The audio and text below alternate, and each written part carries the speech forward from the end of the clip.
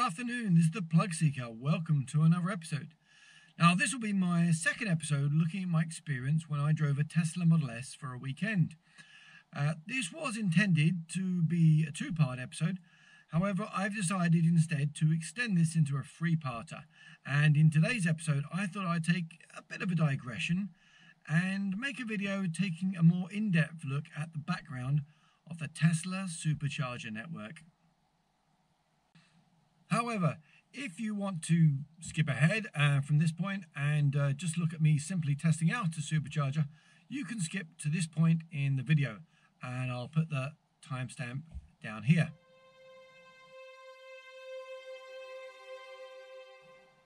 Okay, so for those of you that are new to electric cars, first let me quickly explain to you a little bit of background of the types of electric charger we are talking about.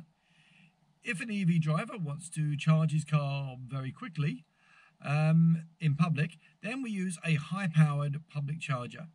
Now in the UK, we refer to these as rapid chargers, and in the US, I think you refer to them as fast chargers. These chargers have a power rating of 50 kilowatts or higher. To put this in context, most high-powered household devices are no more than about 3 kilowatts. Depending on the model of your EV and the size of your battery, these chargers can charge you from anywhere from a low charge up to about, say, 80% in anything from about 20 to 40 minutes. Around the world, there are several companies that provide networks of these rapid chargers. Typically, they're used by EV drivers who are on a long-distance trip, but they also provide a means of charging for EV drivers who, say, don't have a home charger, where they can be basically then used in an analogous way to filling up at a petrol station. And if you look at the channel, you'll see I've reviewed several different UK rapid chargers in other episodes. However, the Tesla Supercharger network is unique in many ways. It is a public rapid charger network, but it is only available exclusively to one brand of electric cars, namely to Tesla owners. There is an electronic handshake from the computer in the Tesla to the supercharger unit whenever a Tesla plugs in, and this is needed for the charging to be started. It is worth noting that as well as charging on a supercharger, of course, a Tesla driver can still charge on all the other public rapid charger networks as well. When using other rapid charger networks, newer Teslas such as the Model 3 in the UK can use the CCS plugs directly, whereas older Teslas, such as the Model S, can use the CHAdeMO plugs by way of an adapter which you can buy online. This means at the moment Tesla drivers have a far wider choice of places to rapid charge than other EV owners.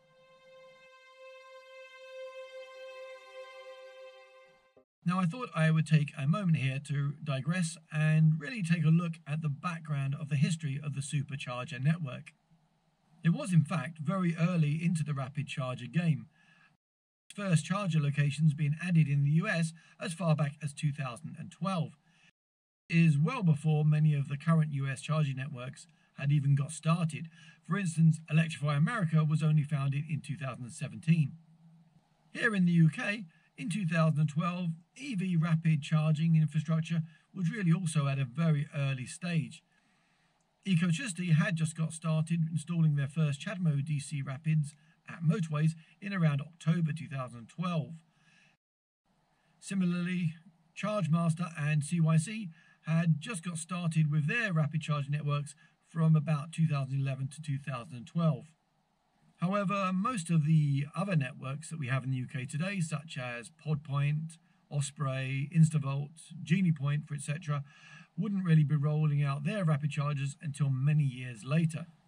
So basically the position in 2012 was that there were very few electric cars on the road, and the electric vehicle infrastructure in terms of rapid chargers was either in its early infancy or non-existent, depending on which country you were in. A few years earlier, in 2007, Elon Musk had already released his first electric car, the Tesla Roadster. This was the world's first long-range performance electric sports car. It was a car built onto the chassis of a Lotus Elise. It was the first car to really show the world that electric cars were not just boring milk floats, not just for tree huggers and eco-warriors. No, the Tesla Roadster showed that EVs could be fast, look cool, and have long-distance ranges. However, the Roadster was only produced in limited numbers, and as cool as a two-seater sports car was, it was never going to fit in the rest of your family. It would only fill a small niche segment of the auto market at best. It also had the limitations of being based on a chassis originally designed for a petrol car. But it would be from this starting point that Elon Musk would go to produce his next Tesla car, one built entirely from the floor up on a new, purpose-built electric car chassis. This next car was to be a high-performance, fully electric luxury sedan. This, of course, was the Model S. It was released in June 2012 and continues to be sold successfully to this day. The Tesla Model S was a groundbreaking leap. It was a four-seater fully electric car which combined being practical, spacious, high-tech and comfortable, whilst at the same time giving a pretty sporty look and incredible performance. It also boasted the highest range amongst the available early electric vehicles of the time, at about 270 miles. Most other EVs at the time, in 2012, had nothing like the performance boasted by the Model S, and only had a range of about 80 to 100 miles at most. Therefore, the Model S was way ahead of its time.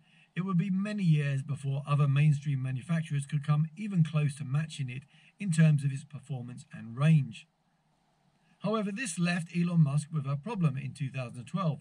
The Model S was way ahead of the EV infrastructure of the time. In fact, rapid charging networks that would allow you to go from state to state in the US simply didn't really exist. Elon was smart enough to realize that if his brilliant new car was going to take off, it really needed a reliable fast charging network alongside it. Drivers, especially in the US, were going to still want to drive long distances in their new Model S. I think there is an interesting parallel here with the Ecotricity network in the UK. Also in 2012, another eco-entrepreneur, Dale Vince, was starting to install his own EV rapid charging network in the UK motorways. And again, this was despite there being very few electric vehicles in the UK at the time. I think you can say that both Dale Vince and Elon Musk had the foresight to build their electric vehicle charging networks with the philosophy of build it and they will come. Or in Elon Musk's case, it was more like build it and they will buy. So in parallel, alongside the production of the Model S, the Tesla company also started an ambitious program to build its own custom-made rapid charging network, exclusively for the use of its Tesla Model S owners. The first Supercharger hub was officially opened in October 2012 and was initially free to use. The first 6 Supercharger locations were set up strategically along the main corridor of the cities between San Francisco and Los Angeles. This was then followed soon after by a second corridor of chargers along the northeast by December 2012, connecting the cities between Washington, D.C. and Boston. By the end of July 2013, the Tesla Supercharger network had expanded to 15 locations. Following this, over the next few years, the network spread rapidly, particularly along the main freeway routes across the USA. As of March 2020, Tesla operates 16,103 Superchargers in 1,826 charger locations worldwide. This includes 908 stations in the US that covers 99% of the population. There are 98 locations in Canada, 16 in Mexico, 520 in Europe, and 398 in the Asia-Pacific region. There are basically Tesla Superchargers all over the globe, including Australia, China, New Zealand, Japan, South Korea, and Thailand. With regard to the UK, as of July 2020, there are over 63 Supercharger locations with over 500 individual units.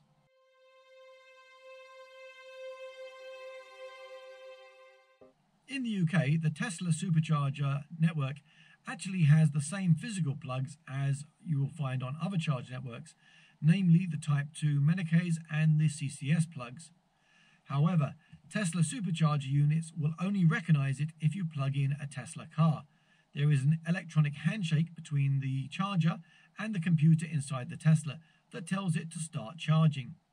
Even if you were to try to plug in another electric car that has the same physical plug, without this electronic handshake, it would fail to start charging. However, that being said, there was a period recently where inexplicably, at some locations with the newest V3 Tesla Superchargers, we did start to find some of the chargers allowing other non-Tesla cars to connect and charge. I'm not really clear whether this was some sort of bug or computer error with the Superchargers, and it does appear that it was fixed as it only lasted for a short period.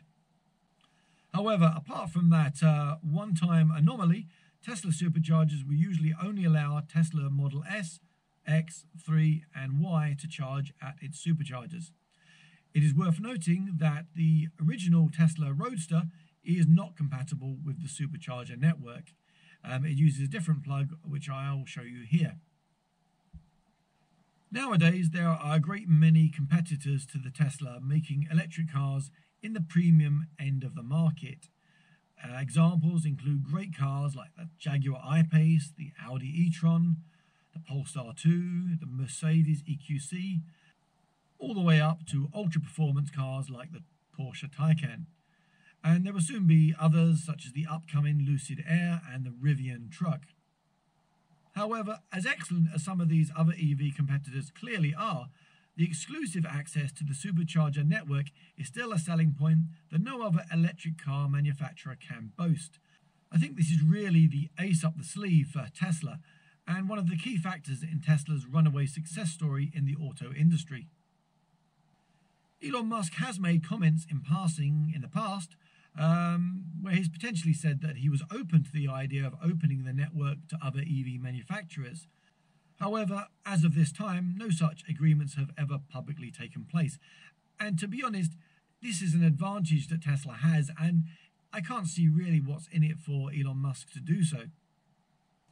Hence, with the exclusive access to the Supercharger network, Tesla drivers have an additional advantage over all other EV drivers in terms of the number of rapid chargers which are available to them.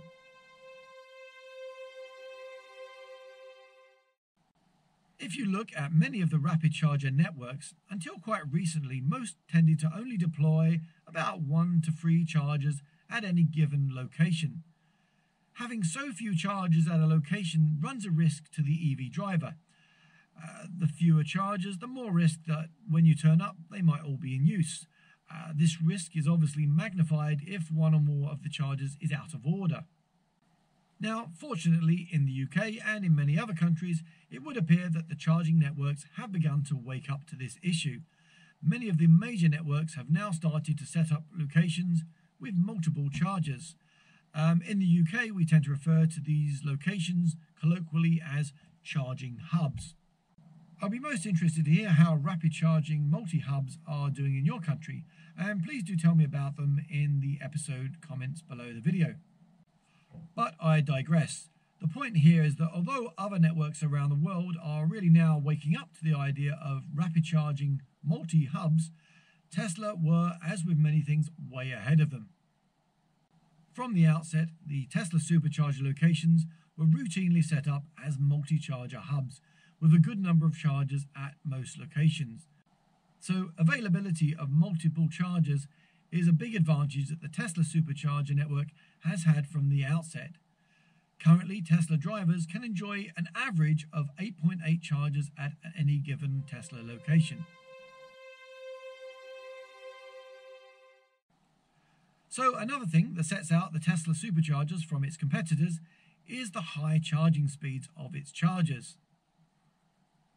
The majority of rapid chargers from other networks tend to have an average maximum power of about 50 kilowatts when charging. This was the maximum charging speed of all of the first generation of rapid chargers across the world, and therefore to this day, at the majority of locations, it is still the fastest speed you will find. It is really only in the last couple of years that newer, faster units have started to emerge, and these are really still in the minority. In the UK, in the last couple of years, we have started to see rapid chargers that can go faster. Polar and Shell, for instance, have 150 kilowatt chargers, and Instavolt have 125 kilowatt chargers.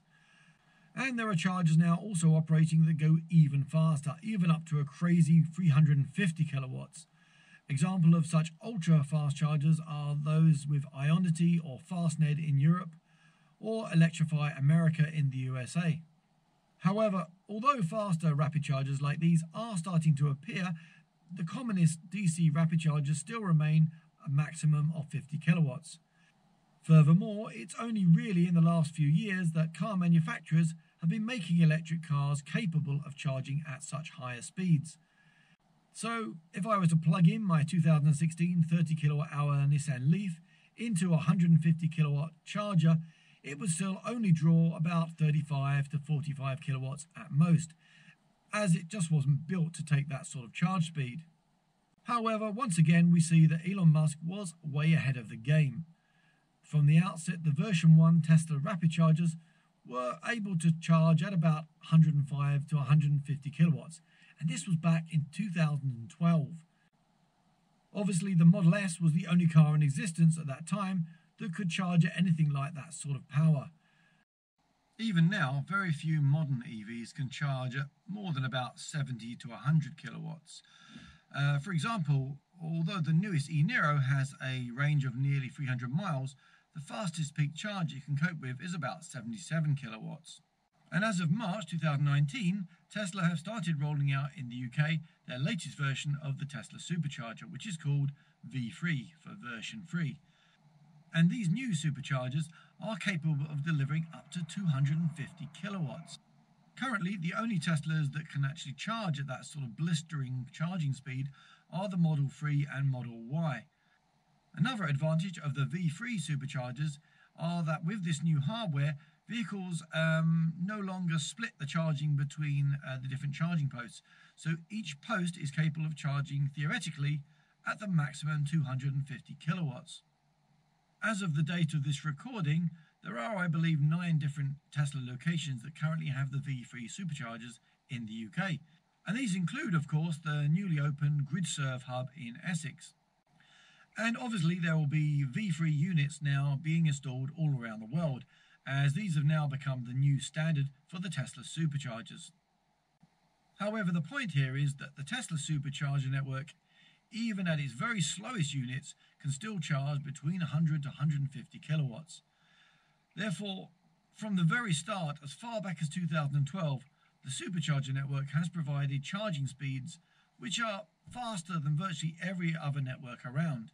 And with version 3, they continue to be at the forefront of rapid charging technology.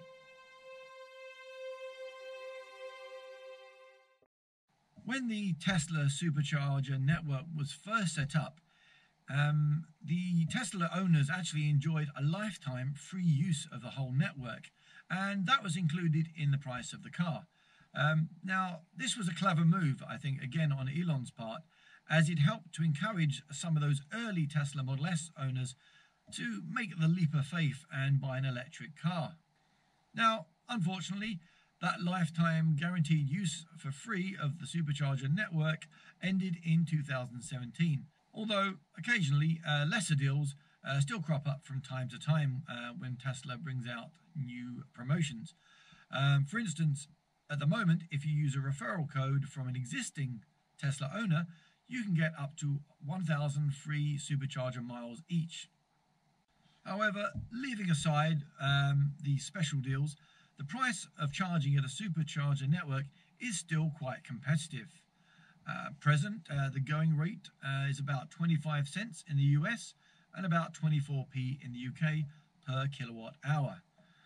This is quite reasonable, really. I mean, I'd say the cost of rapid chargers in the UK tends to be somewhere between 25 to 35p per kilowatt hour. And where chargers are ultra fast, they tend to be more expensive. For instance, the BP Pulse Rapids are currently 25p per kilowatt hour if you're using a 50 kilowatt post, but go up to a steep 42p per kilowatt hour for using the 150 kilowatt ultrachargers. So yet another advantage of the Tesla Supercharger network is that they remain competitively priced, even though the slowest of their chargers charge at 100 to 150 kilowatts, and the very fast V3s charging at 250 kilowatts. And you won't get that sort of charge speed at that sort of price, at the moment anyway, from any of the other UK networks.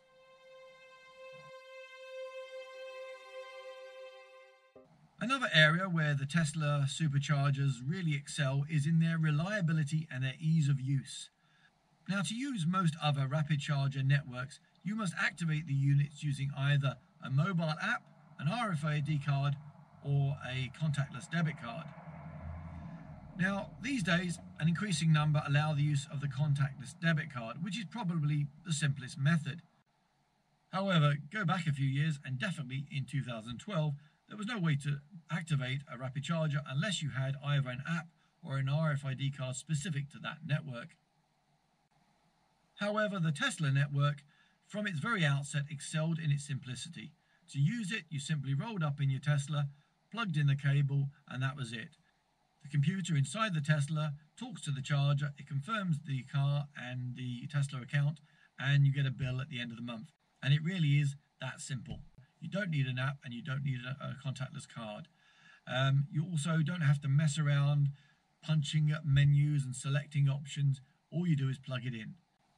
There really are few, if any, rapid charger networks in the world that can really boast this level of simplicity. Probably the closest one to mind would be the Fastned network in the Netherlands.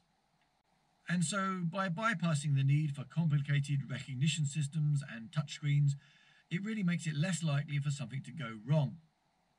Indeed, and speaking to Tesla users, it's relatively unusual for a Tesla Supercharger to be out of order. Contrast this with other networks, and it's fair to say they are variable in their failure rates. Now, I don't want to put people off electric cars. On the whole, when I've used rapid chargers, they have been fine. It is the exception to the rule where they don't work. But there are some networks, and one in particular, I think you all know which one I'm referring to, that have had significant problems with reliability, especially on the older generation of chargers. So, in summary, the Tesla Superchargers are really an example to all the other networks on how rapid chargers ought to be set up. It is a testament to Elon Musk's forward thinking that he really got it right in virtually every way, all the way back in 2012. And really, it's only just now that we are seeing other networks really reach the similar sort of standard. The Supercharger network is widespread worldwide. It has great reliability, it is simple to use, it provides ultra-fast charging speeds at a competitive price, and it has multiple units at every location. And I think when you combine it with the fact that it is exclusive to Tesla owners, I think it really remains the biggest selling point to owning a Tesla car. So now I've given you a bit of background to the Tesla Supercharger story and its many benefits, I'm going to now cut to the video where I gave it a try for the first time. As you will recall from my first episode, I was returning from my weekend in the New Forest, and actually this was the only supercharger I needed through the whole weekend. So without further ado, I'm going to cut to my earlier self. Check out the different hairdo. You can tell me in the comments which one you think suits the PlugSeeker the most. See you in a bit. Right, okay, so we've now got 63 miles left in the Model S, and amazingly that's starting to show that it's actually low in power. I mean, 61 miles low in power, that's not bad. We don't desperately have to have a charge, but I think it's useful so that we're all topped up before I take it back tomorrow. So this is the first time I've used a Tesla Supercharger, and I'm told it should be quite easy. So let's go and have a look. So if you look in this charger, there are two charger types. You've got a Type 2 and you've got a CCS. And I believe the CCS will be mainly for the new Model 3s.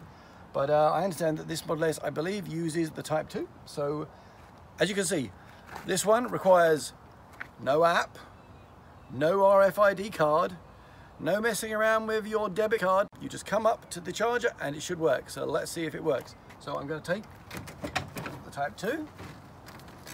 Now, there we go. So, first problem we notice, if you see, the charger on the Model S is here at the back.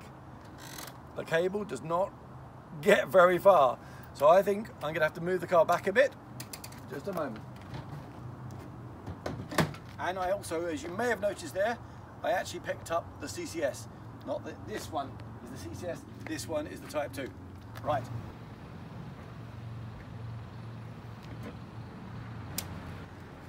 So, second time lucky, Type 2. Now, a clever little thing I was told about this, you can open the flap by pressing the button. Let's see if it works. There you go. And we plug it in like so, and it clicks in place, and the button starts flashing, which appears to mean the car is now connecting. The light has now turned green. So I think that does mean it is now connected and charging.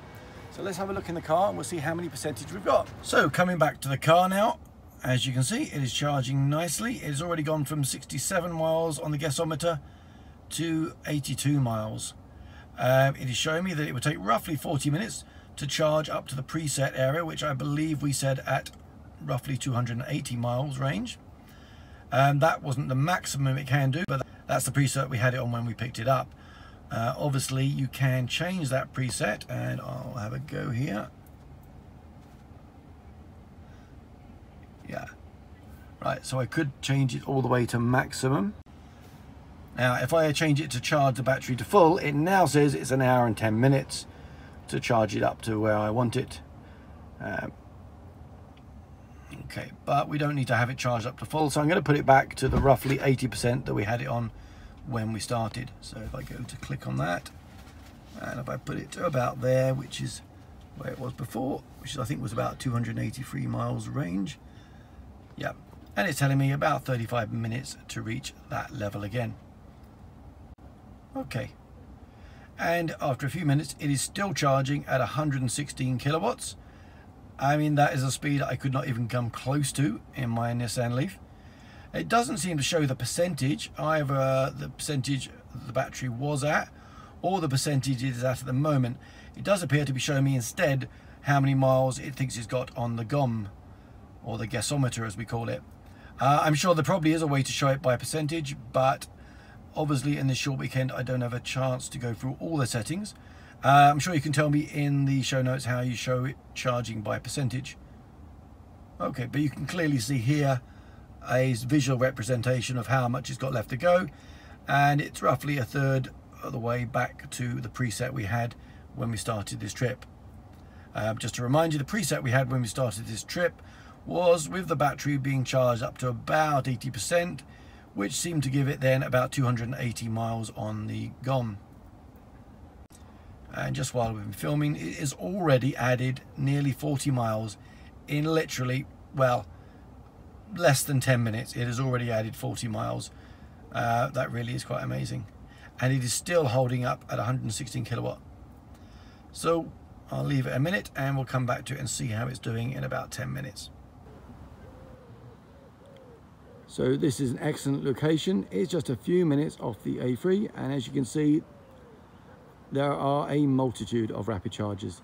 If we count them, there is 1, 2, 3, 4, 5, 6, 7, 8 chargers. I mean, this is just a different experience compared to what it's like if you were charging any other EV on a rapid charger. You would have maybe 2 or 3 if you're lucky. They may be occupied, they may be not working. I mean, that's pessimistic. Some of them are fine, but I mean, look at this. This is just a different way of doing it. And this is why Tesla has got an advantage over all other EVs. It is just a massive, massive advantage having this excellent rapid charger network. I mean, I haven't checked them, but I bet you every one of these chargers is working. And as you saw when we were plugging in, you just rocked up, pressed a button on the charger itself, the flap opened, plugged it in, and you're away. I mean, this is what rapid charging would be like in a perfect world for all EVs. And it is one of the things that would really, really make me think about getting a Tesla. As you can see, there is just one other Tesla charging with us, but that's it. All the others are free. So it's now been on the rapid charger for about 20 minutes. And as you can see, it's up to just around 50%, or about 2/3 of where we want to go to. Now, as I said, it's preset to be the charging to about 280 miles range. It's now up to about 180 miles, having started 20 minutes ago at 63. So we have already managed to put 121 miles in 20 minutes. I mean, that is, I think, really impressive. As you can see, even though it's now been charging for 20 minutes, it is still drawing 116 kilowatts. So there's really been no throttling at all so far. So that is impressive. So I'll have another look again in just a minute. I think we'll see if we can get how much we can get in half an hour.